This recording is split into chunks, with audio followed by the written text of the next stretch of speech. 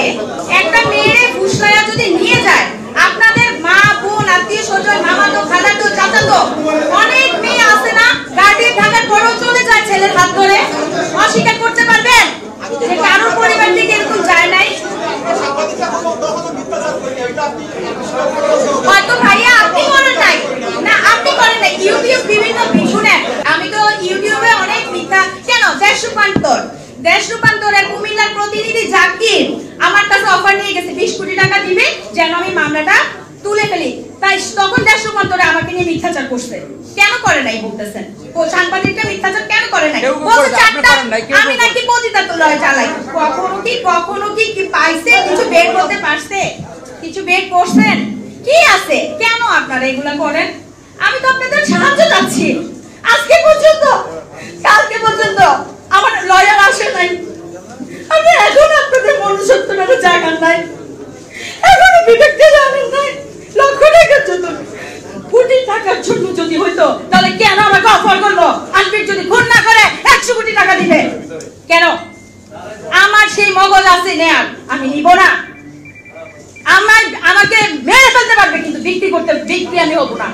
আমি যে লোকের মেয়ে, আপনারা কুমিল্লা গিয়ে খবর নিয়ে, আমি কার মেয়ে, যে বাবা 71 মুক্তিযোদ্ধা, আমি অস্বীকার করতে পারবো না। এখন ছাত্রদের তেল মারতে পারবো না, আমি যেটা সত্যি কথা। ছাত্রদের সাথে আমি আসি, ছিলাম, সংস্কার আন্দোলন করবো, সামনেও করছি, কিন্তু কেউই সহিংসতা কাম্য করে না। আমার বোনেরটা ছিল ভুল, আপনারা যেটা করছেন সেটা অন্যায়। আমি যেটা করছি, আমরা সবাই যারা করতেছি এখন, সেটা অন্যায়।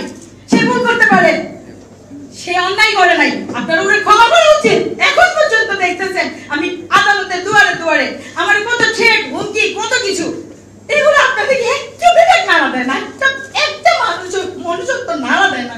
ভাই আমি চিনি, আপনি কি এখন একটু বিবেক নাড়া দেন? আপনি ফ্যামিলি নাই ভাই, নাড়া দেন একটু বিবেক। টাকা নেন না ভাই, বসুন্ধরা থেকে টাকা নেন। একজনের টাকা নিয়ে দূরের থেকে আমার দেখে যে আপনাকে টাকার লোভ আসে না, না আমার বোনের লোভ আছে। আমার ব্যক্তিগত স্বার্থ, এটা কোনো রাষ্ট্রীয় স্বার্থ না, ব্যক্তিগত স্বার্থ।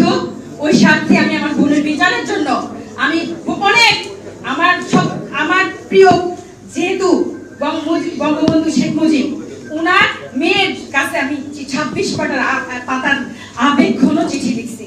একবার সেন্ড করি নাই, অনেকবার সেন্ড করছি।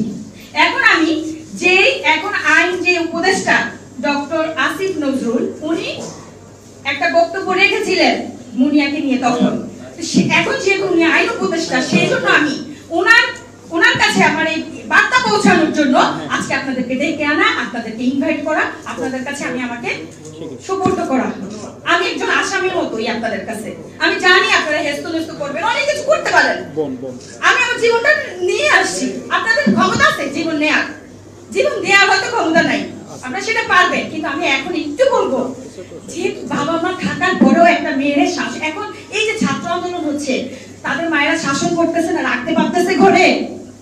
আমার বোনটা ভুল করছে, ওই ভুল স্বীকার করে আমরা অন্যায় না করি,